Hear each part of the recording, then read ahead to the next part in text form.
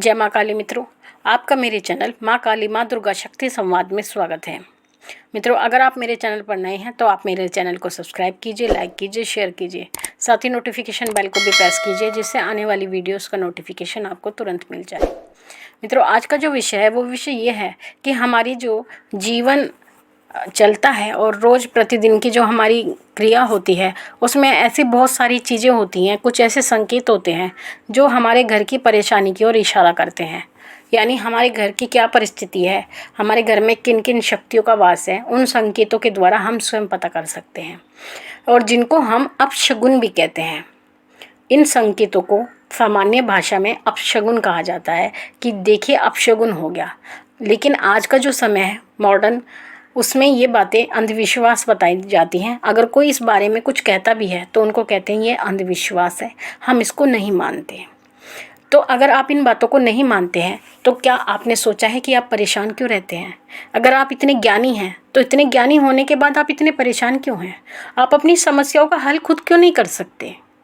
अगर आपके पास इतना ज्ञान है, अगर आप किसी ज्ञान को नकार सकते हैं तो आप इस बात को क्यों नहीं अपना सकते कि आप अपनी परेशानी को स्वयं हल कर सकते हैं? फिर आपको अन्य व्यक्ति की क्यों आवश्यकता पड़ती है? आप जिसको अंधविश्वास बताकर निकल रहे हैं तो आपको किसी भक्त की आवश्यकता क्यों पड़ रही है? क्या वो अंधविश्वास नहीं फैला रहा? वो ये कहता है ईश्वर इस संसार में विद्यमान है। क्या ये एक अंधविश्वास नहीं है कि ईश्वर को देखा किसने है? तो ये भी एक अंधविश्वास है। अगर आप इस मानसिकता के साथ जी रही हैं तो आप कहीं ना कहीं अंधविश्वास में जी रहे हैं, मैं ऐसा मानती हूँ।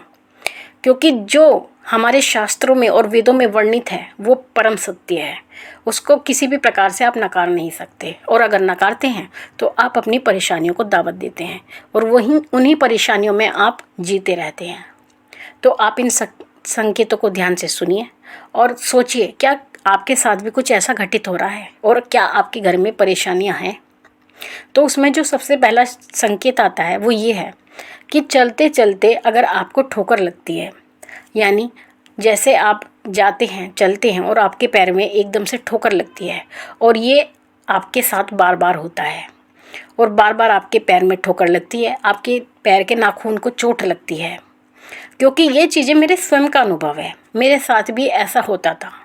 मेरे पैर में बहुत चोट लगती थी, बार बार मेरे पैर में ठोकर लगती थी, जिस कारण से मैं बहुत परेशान थी। लेकिन उस समय पर जब हमें पता लगा कि हमारे घर में नकारात्मक ऊर्जा का प्रभाव है, बहुत सारी ऐसी चीज़ें जो मैं आपको बताऊंगी वो मेरे साथ स्वयं घटित होती थी। ये ठोकर वाली बात भी मेरे साथ स्वयं होती थी। और अगर आपके साथ ऐसा होता है तो इसका अर्थ यह है कि आपके घर में नेगेटिव एनर्जी है, यानी नकारात्मक ऊर्जा का वास है। अगर पढ़ाई करते हुए आपके घर में बच्चे का उसके हाथ से बार बार पेन छूटता है, या उसकी किताब बार बार गिरती है, या कॉपी उसके हाथ में से बार बार गिर जाती है, नोटबुक गिरती है, तो इसका अर्थ यह है कि कोई नकारात्मक ऊर्जा आपकी पढ़ाई में बाधा उत्पन्न करती है, आपको पढ़ने देना नहीं चाहती। अगर भोजन परोसते समय आपके हाथ से रोटी गिर जाती है, और ऐसा आपके घर में बार बार होता है, अक्सर होता है, तो इसका अर्थ यह है कि आपके घर में कोई ना कोई नकारात्मक ऊर्जा है। साथ ही भोजन खाते समय अगर आपके भोजन में बाल निकलता है, और ये कार्य हर 2-4 दिन 8 दिन में होता ही रहता है, तो इसका अर्थ भी यही है कि आपके घर में प्रेतों का वास हो चुका है। हाथ से पानी का छूट जाना, हाथ से दूध का छूट जाना, साथ ही हाथ से चाय का छूटकर बार बार गिरना, इसका अर्थ यही है कि आपके घर में नकारात्मक ऊर्जा है, और जो चीज़ ज़मीन पर गिरती है उसको वो प्रेत ग्रहण कर लेते हैं। आपके घर में बर्तन गिरते रहते हैं, यानी कोई बर्तन को छेड़ता नहीं, हाथ नहीं लगाता, बर्तन अपने आप गिर जाते हैं, रखे रखे बर्तन गिर जाते हैं। इस प्रकार का मेरे पास कमेंट बॉक्स में एक क्वेश्चन भी आया था। एक महिला ने पूछा था कि हमारे घर के बर्तन अपने आप ही गिर जाते हैं, तो उसका अर्थ यही होता है कि आपके घर में नकारात्मक ऊर्जा है। साथ ही जब आप बर्तन उठाते हैं या ज़्यादा बर्तन आपके घर में बजते हैं तो वो भी नकारात्मक ऊर्जा की ओर इशारा करते हैं। जिनकी जेब से बार बार पैसे गिरते रहते हैं, अब पर्स से पैसे निकल जाते हैं या पर्स में से पैसे चोरी होने लगते हैं, तब भी यही कारण होता है कि आपके घर में नकारात्मक ऊर्जा है। आरती करते समय आपका कपूर बार बार बुझता है, जैसे ही आप जलाते हैं थोड़ी देर बाद भक्ति से, जैसे भक की आवाज़ से वो बंद हो जाता है। आप फिर जलाते हैं वो फिर बंद हो जाता है। तो इसका अर्थ भी ये है कि आपके घर में नकारात्मक ऊर्जा है जो आपकी आरती में व्यवधान उत्पन्न करती है। साथ ही माला जाप करते समय माला आपके हाथ से बार बार छूटती है। आप जाप करते हैं और अचानक से आपके हाथ से माला गिर जाती है, या फिर जाप करते समय आपकी माला टूट जाती है, क्योंकि माला का टूटना बहुत बड़ा अपशगुन होता है। कोई नकारात्मक शक्ति है जो आपके जाप को तोड़ती है, उसमें व्यवधान उत्पन्न करती है, विघ्न डालती है, ताकि आप पूजा ना कर सकें। ये नकारात्मक ऊर्जा है, प्रेतों का वास है आपके घर में। आपके घर की जो स्त्री है, अगर उसका मंगलसूत्र बार बार टूटता है और या खो जाता है, तब भी यही परिस्थिति होती है। जब आप घर में कोई धार्मिक कार्य करते हैं और उस समय पर आपके घर में बहुत जोरदार लड़ाई होती है, झगड़े होते हैं, तो इसका अर्थ यह है कि नकारात्मक ऊर्जा है। क्योंकि जो ये ऊर्जाएं होती हैं आपके घर में कोई भी पूजा पाठ नहीं होने देना चाहती, क्योंकि सकारात्मक ऊर्जा इनको घर से भगाने का कार्य करती है, इनको ख़त्म करने का कार्य करती हैं। तो इसलिए ये किसी भी प्रकार का धार्मिक कार्य आपके घर में नहीं चाहती हैं। तो जब भी वो धार्मिक कार्य आपके घर में होता है तो ये उसमें व्यवधान उत्पन्न करती हैं। जब आप अपने घर से किसी अच्छे कार्य के लिए निकलते हैं, यानी किसी शुभ कार्य के लिए निकल रहे हैं, और उस समय पर कोई छींक देता है, छींकना एक अपशगुन माना जाता है, लेकिन आज इसको लोग इग्नोर करके चले जाते हैं। लेकिन अगर कोई छींक देता है तो ये अपशगुन होता है। तो इसका अर्थ ये है कि आप जिस कार्य के लिए जा रहे हैं वो आपका कार्य होने में परेशानी है। तो अगर आपके साथ ऐसा होता है तो आप क्या कीजिए, आप घर पे वापस जाइए। अगर आप वहीं से घर से तुरंत निकले, वापस जाकर पानी पीजिए, थोड़ा बहुत मुँह मीठा कीजिए या चीनी डाल लीजिए। उसके बाद घर से अपने इष्ट देव का नाम लेकर के दोबारा निकलें, तो आपका कार्य सफल होगा। तो मित्रों, ये जो कुछ ऐसे अपशगुन हैं जो आपके साथ दिन प्रतिदिन होते रहते हैं, तो ये वीडियो का प्रथम भाग है जो मैंने आपको बताया है। ऐसी बहुत सारी चीज़ें मेरे पास हैं जो मैं आपको बताऊंगी अपनी आने वाले वीडियो में, अगले भाग में, क्योंकि ये इसका प्रथम भाग है। इसमें मैं आपको केवल इतनी ही जानकारी दूंगी, अन्यथा वीडियो बहुत लंबी हो जाती है। तो आप चैनल से जुड़े रहें और इसके अगले भाग की प्रतीक्षा करें कि ऐसे कौन से कार्य होते हैं जो आपके दिन प्रतिदिन जीवन में होते हैं और वो आपके घर की नकारात्मक ऊर्जा की ओर इशारा करते हैं। तो मित्रों, अब मैं अपने सब्सक्राइबर का प्रश्न लेती हूँ।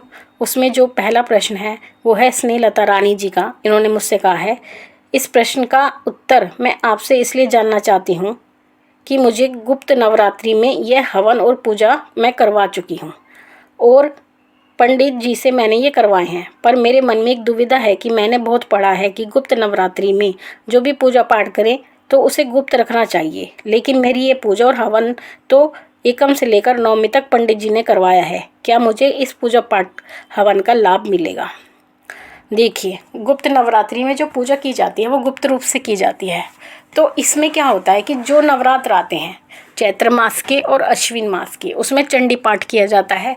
यानी जो पंडित लोग होते हैं उनके द्वारा अपने घर में पाठ बिठाए जाते हैं, पूजा आदि कराई जाती है। लेकिन जो गुप्त नवरात्रि होती हैं वो आपके लिए होती हैं, जन सामान्य के लिए होती हैं, जिनका पूजा पाठ उनको स्वयं करना पड़ता है और इस बात को गुप्त रखा जाता है। तो उन दिनों में इस प्रकार का कोई भी पूजा पाठ हवन आदि अन्य व्यक्ति से नहीं कराना चाहिए। आप इसमें कोई मंत्र सिद्ध कर सकते हैं, गुप्त नवरात्रि में हवन कर सकते हैं, लेकिन आप स्वयं करें, किसी अन्य व्यक्ति से ना कराएं। लेकिन अगर आपने हवन कराया है, सामान्य रूप से भी आप हवन करवाते हैं तो उसका फल आपको मिलता है। लेकिन गुप्त नवरात्रि में अगर आपने हवन कराया है स्नेहा जी, तो ऐसा नहीं है कि आपको उसका फल नहीं मिलेगा, आपको उसका पूर्ण फल मिलेगा। और आप इस बात को लेकर किसी प्रकार की भी शंका ना करें। अगला प्रश्न है दामिनी जोशी जी का। ये कहती हैं, जय माता दी मैम, मुझे लोबान की खुशबू आती है और इत्र की खुशबू भी आती है, ये क्या हो सकता है? और मुझे गंदे विचार आते हैं, गंदे सपने आते हैं। कोई कहता है ये बहुत भूत प्रेत है, कोई अलग बात बताते हैं। मैंने 1.25 लाख निर्वाण मंत्र की साधना पूरी की थी, तब से मुझे अजीब आवाज़ें और खुशबू और गंदे सपने विचार आते हैं। अब मैं क्या करूँ? Please help me. देखिए, आपने निर्वाण मंत्र की साधना की थी, लेकिन क्या आपने उसका दशांश हवन भी किया था या नहीं? आप इस बात पर पहले ध्यान दें, क्योंकि किसी भी मंत्र की 1.25 लाख जब आप की गिनती पर पहुंचते हैं तो उसका दशांश हवन भी अवश्य करना पड़ता है, क्योंकि 1.25 लाख वो गिनती होती है, वो संख्या होती है जिस पर मंत्र कार्य करना प्रारंभ कर देता है। तो ऐसी परिस्थिति में, क्योंकि निर्वाण मंत्र की जो ऊर्जा होती है वो बहुत प्रचंड ऊर्जा होती है, उसमें बहुत सारी देवियों का वास होता है, बहुत सारी देवियों का उसमें आह्वान होता है, तो उसका दशांश हवन आपको कराना है।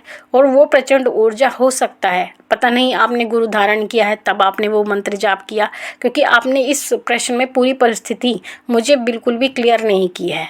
तो हो सकता है आपने गुरु धारण किया नहीं किया, आपने दशांश हवन किया नहीं किया।